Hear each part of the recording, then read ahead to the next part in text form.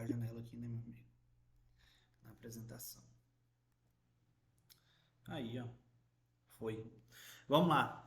Esse caso em clínico vai ser do que a gente viu anteriormente, tá? Então, vai abordar antistamínico, tireoide e antidepressivo, que a gente não fez nada ainda, tá bom? De caso clínico. Então, vamos lá. Vamos começar no primeiro. Tá na tela aí, eu acho que vocês estão conseguindo ver, né? Eu vou ler e depois a gente discute um pouquinho, tá? Eu quero esperar a resposta de vocês pra gente trocar umas ideias. Vamos lá. Uma paciente do sexo feminino, 52 anos de idade, com histórico de hipertensão arterial e dislipidemia. Procurou atendimento médico com queixa de fadiga excessiva. Ganho de peso de 9 quilos nos últimos 6 meses, tá? Ressecamento da pele, constipação, intolerância ao frio e dificuldade cognitiva leve. Ao exame físico, revela-se uma pele seca e fria, né? Cabelos quebradiços, a frequência cardíaca dela está de 58 batimentos por minuto, uma bradicardia, e reflexo tendinoso lentos, tá? A palpação cervical evidenciou uma tireoide discretamente aumentada, né? Em caso aqui é um bócio, apresentou um bócio, mas sem a presença de nódulos palpáveis. Qual a partir disso aqui, você já tem que direcionar para algum. Ah, o que, que eu vou pedir? O que pode ser? A paciente apresenta um ganho de peso muito rápido, em 6 meses ganhou 9 quilos. Apresenta uma pele seca, né? A característica intolerante ao frio. Apresenta cabelos quebradiços, né? A bradicardia. Então a gente já tem que suspeitar de alguma alteração hormonal. Aqui eu coloquei já diretamente os exames laboratoriais. Eu queria, a partir desses exames, que vocês me falassem mais ou menos qual é a patologia e qual é o tratamento mais indicado para esse paciente, segundo o que a gente viu anteriormente. Tá? Então, o exame laboratorial dela veio com TSH elevado, tá? Então, tem um TSH elevado com a T4 livre em sangue diminuída e anticorpo anti-TPO positivo presente, tá? Então tem anticorpo contra a, a tiroperoxidase, tá bom? Então a gente suspeita de uma patologia que é a tiroidite de Hashimoto. E a partir daí, a gente sabe que é uma patologia da tireoide. Hiper ou hipo? E qual é o tratamento? Hipo, levotiroxina. Levotiroxina. Por que você diferenciaria de um hipo para um hiper? Como você diferenciaria? No caso aí, o T4 livre está reduzido, né? Se fosse o caso de hiper, ele estaria aumentado. E o TSH? No hiper, ele está Sim. diminuído. Uhum. Tá? No Então, hiper, ele vai estar diminuído. e a clínica dessa mulher também, tá? Então a Sim, clínica. diretamente da clínica pela questão da perda de peso. Eu tive essa associação. Tá, beleza. E o medicamento indicado, né? É a levotiroxina sódica, correto. Ela que é utilizada para o tratamento de hipotiroidismo, tá? E você deve realizar a avaliação dessa TSH T4, né? Durante 6 a 8 semanas para ajustar a dose. Lembra que eu falei da ajuste de dose, que é muito importante. Se você tem uma dose excessiva de levotiroxina sódica para essa paciente, você simula você- dose excessiva, né, de levo, você tem excesso de T4 em sangue. Então você simula um hipertiroidismo. Então essa paciente vai voltar com a clínica de um hipertiroidismo, por causa do efeito do medicamento em excesso. E caso dose baixa, então essa clínica ela praticamente ela vai ter uma alteração mínima, só que ela não vai conseguir ter uma melhor reavaliação com o tempo, tá? Então tem que avaliar a dosagem dela e sempre começar com a menor dose e com isso a gente se ajustando. Mas praticamente nesse caso clínico é isso. Era descobrir hipo ou hiper e o medicamento principal que a gente já trabalhou. Segundo caso, paciente de sexo masculino, 38 anos, sem comorbidades prévias. Procurou atendimento psiquiátrico devido a sintomas depressivos, né, há aproximadamente 6 meses. Relata um humor deprimido, perda de interesse em atividades diárias, fadiga intensa, insônia inicial e matinal também, além de episódios frequentes de ansiedade e sentimento de culpa excessivo. Nega ideação suicida, então ele não está com a presença de uma depressão maior, tá? Que é um caso mais grave. O exame psiquiátrico dele evidenciou humor deprimido, discurso monótono, identificado, além da dificuldade cognitiva leve. A gente, como ele procurou já um atendimento psiquiátrico, a gente já suspeita de uma depressão. Tá? Nesse caso seria uma depressão moderada. A, qual é a melhor conduta para esse paciente, segundo o que a gente abordou lá na parte de antidepressivo? Qual medicamento que a gente começa? Primeira base, primeira linha, né? Melhor dizendo, primeira linha.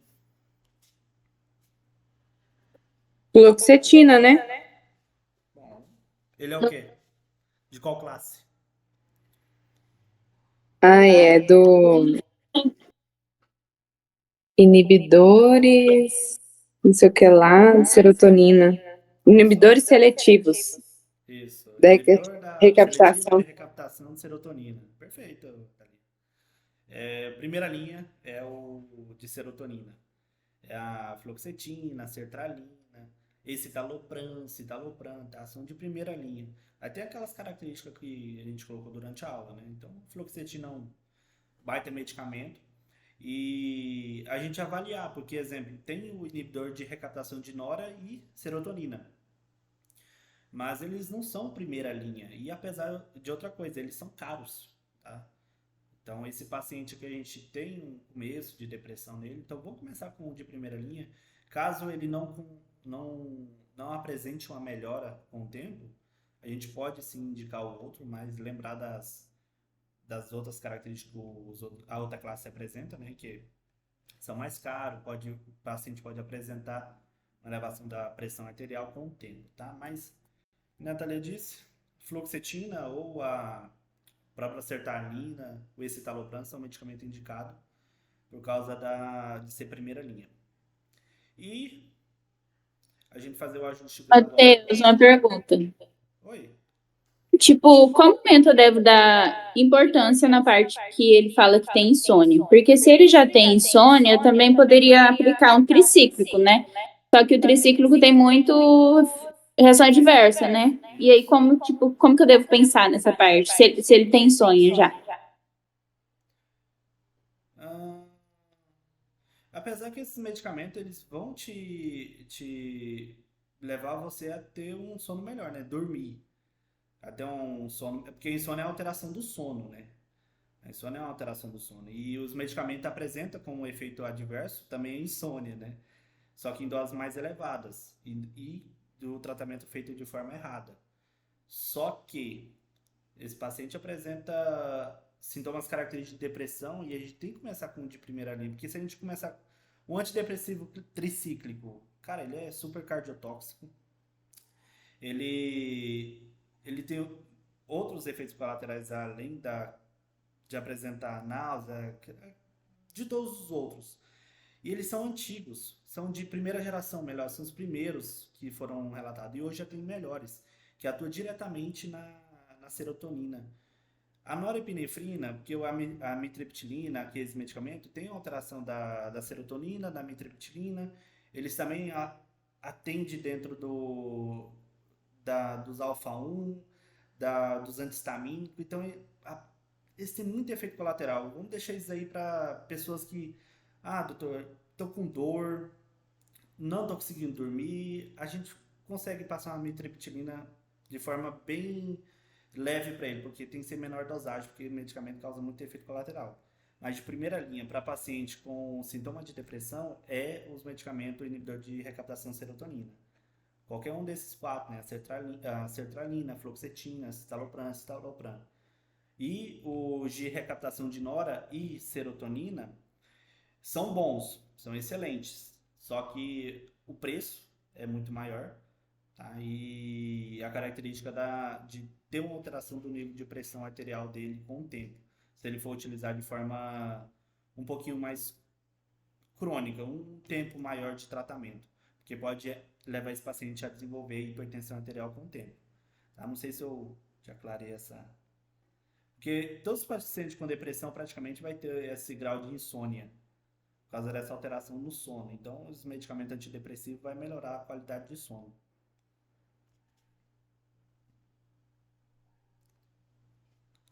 Sarita? Sara? Perfeito. Sempre começar com os mais básicos para depois ir, né, aumentando. Beleza. E lembrar que eles são os mais baratos, mais acessíveis, tá? É a fluoxetina, a sertralina, são os medicamentos mais acessíveis do mercado. Tem nos postos de saúde livre, tranquilo. Vamos lá pro próximo. Tá vendo? Tá. Um paciente do sexo feminino, 27 anos, sem comorbidade prévia, procurou atendimento médico devido a sintomas persistentes de espirros frequentes, obstrução nasal, rinorreia e plurito ocular há cerca de 1 ano. Eita! Relatava piora dos sintomas durante a primavera e ao entrar em ambientes com poeira. Nega febre, nega dor de cabeça, nega outro sintoma de infecção. Então, ele não tem uma infecção causada por algum tipo de bactéria. Aqui o caso dele aqui é uma característico de uma rinite alérgica. E como já faz 1 ano que ele está apresentando, é uma rinite alérgica um pouquinho mais crônica. Então, ele está entrando em contato diversas vezes com esse agente etiológico que está levando ele a ter quadros de alergia recorrente, tá bom? Então, aqui nós temos um quadro de rinite alérgica. O exame físico evidenciou mucosa nasal pálida e demasiada, além de hiperemia conjuntival leve.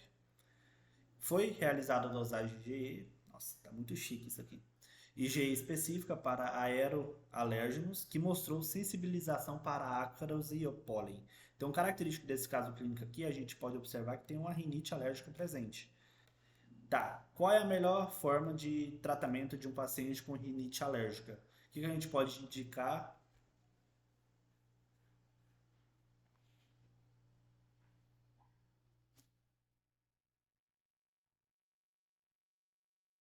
E aí? Um antistamínico de primeira geração, né? Pode ser um de primeira geração. Pode ser, mas qual o problema do primeira geração? Oi? Qual é o problema de primeira geração? Causa sono. Você acha que vai atrapalhar essa mulher?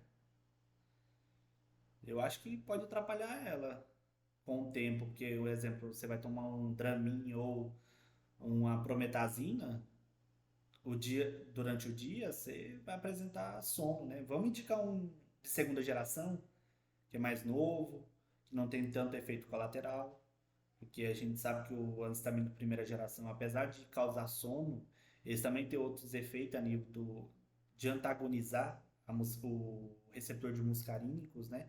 Os receptores muscarínicos. Então, eles vão ter outros efeitos colaterais em relação com o de segunda geração. O de segunda geração, ele praticamente ele é específico de H1, né? Então, ele só atua ali. O problema é só que eles são mais caros, né? Mas essa paciente está apresentando uma rinite alérgica faz muito tempo. Se ela tem condição de fazer um IgE dosado, né, filha? Então, pode indicar para essa paciente quanto de primeira quanto de segunda, mas a gente sabe o problema. De primeira geração causa sono, tá? Ele, por causa dessa afetação no sistema nervoso central. E o de segunda geração não causa sono, né? E eles são um pouquinho mais caros em relação ao de primeira geração, por causa desse efeito muito bom que foi inventado. Agora, se a gente tivesse uma criança ali, 1 ano de idade, onde está apresentando rinite alérgica de forma constante, tem alergia a alguma poeira, algum tipo de alérgeno específico, a gente, dentro de segunda geração, a gente tem mais específico a desloratadina, tá? Que é mais indicado para pediatria, tá bom? E não indicar os de primeira geração por causa da afetação do sistema nervoso central, que pode ocasionar déficit, né, de aprendizagem com o tempo, tá? Mas os de segunda geração é muito mais específico para alergias, tá? Principalmente em crianças, o medicamento chamado desloratadina. se fosse no caso de uma criança, de um bebezinho. Agora nós estamos falando de uma mulher de 27 anos, pode indicar de segunda geração, que é mais específico para a alergia dela, não vai atrapalhar o dia a dia dela, não vai causar aquele sono, não, essa paciente não vai apresentar ressaca no outro dia, pós utilizar o medicamento, tá? E pedir para ela associar medidas ambientais. Eu coloquei isso aqui porque eu estava lendo no livro e trouxe isso de resolver o problema de uma rinite alérgica persistente, que é o paciente está entrando em contato contínuo com esse alérgeno, então você tem que eliminar esse alérgeno dali. Como já mostrou na dosagem dela, mostrou sensibilização para ácaros, tá? Então, ácaros tem em todo lugar, travesseiro, na cama, então, medidas ambientais, tá? Isso é muito importante. Mas essa parte é isso, eu queria que vocês trouxessem só o medicamento mesmo e evidenciar que é uma crise alérgica dessa paciente. Esse quarto caso clínico seria o quarto, né? Eu vou deixar de tarefinha para vocês, que ele é um pouquinho maior, tá bom? Eu queria que vocês fizessem. Ô, Matheus, Fala, Tamo. olha, uma coisa, eu fiquei numa dúvida referente à aula passada, e aí tô trazendo as medicações de hoje, né, falando de primeira e segunda geração. Porque na aula passada, quando a gente estava falando, né, dos antagonistas de receptores H2 e eles que estão relacionados principalmente com agir no sistema gastrointestinal, né? Sim, os principais. Mas as medicações gastrointestinais estão nos receptores de primeira geração, Dramin, Prometazina, Não. Esses aí são de H1. Esses aí são de H1. H2 é só aquilo lá. Agora não cita se ele é de primeira geração, não fala isso. Tem uns que eles falam que é mais antigo. Exemplo, se eu não estiver enganado, a famotidina é um dos mais novos, tá? Em relação à cimetidina e a... Esqueci o outro. Nizatadina, acho que é a nizatadina, que são mais antigos, se eu não estiver enganado. Mas em relação à primeira geração não fala não. E o receptor é diferente. H1 é mais alergia. Então tem mais um papel fundamental Mas alergia. de estimular de inibir a alergia do paciente. H2 tem muito mais função no ácido clorídrico, que está lá no estômago. Perfeito. Que a histamina produz ácido clorídrico. Só que lá no estômago, para produzir, é H2. Agora você precisa inibir a produção de H2. Então aí entra os antagonistas H2. Cimetidina, famotidina, né? Anistatadina. Aí são os medicamentos anti-H2. Perfeito. Eu tinha ficado com essa dúvida, daí começou a falar hoje, veio e voltou de novo, mas já foi esclarecida. Obrigado. Então vamos lá. Gente, Matheus. Oi. Agora que hoje eu tava vendo minhas anotações, daí eu fiquei na dúvida em uma coisinha aqui. Os antagonistas dos receptores alfa-adrenérgicos, eles vão aumentar a secreção de noradrenalina? Alfa-2. Alfa-2? Isso, porque alfa-adrenérgico, aí você tá generalizando, né? Então, alfa-1 e alfa-2. Alfa-1, ele não atua sobre aumento de norepinefrina. Ele inibe o receptor, né? Não, o alfa-2. Alfa-1 está envolvido com a contração dos vasos. A alfa-2 é secreção de norepinefrina. Por isso, o tratamento para tumor de secreção de norepinefrina é o antagonista alfa-2. Tá bom, obrigada. Então, hoje vai...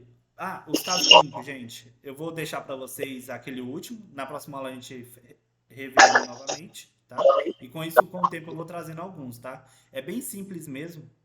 E depois, quando for entrar em asma, hipertensão, aí eu vou trazer o do Revalida, tá bom? Esse aí é de site que eu vou pegando, vou juntando e vou construindo.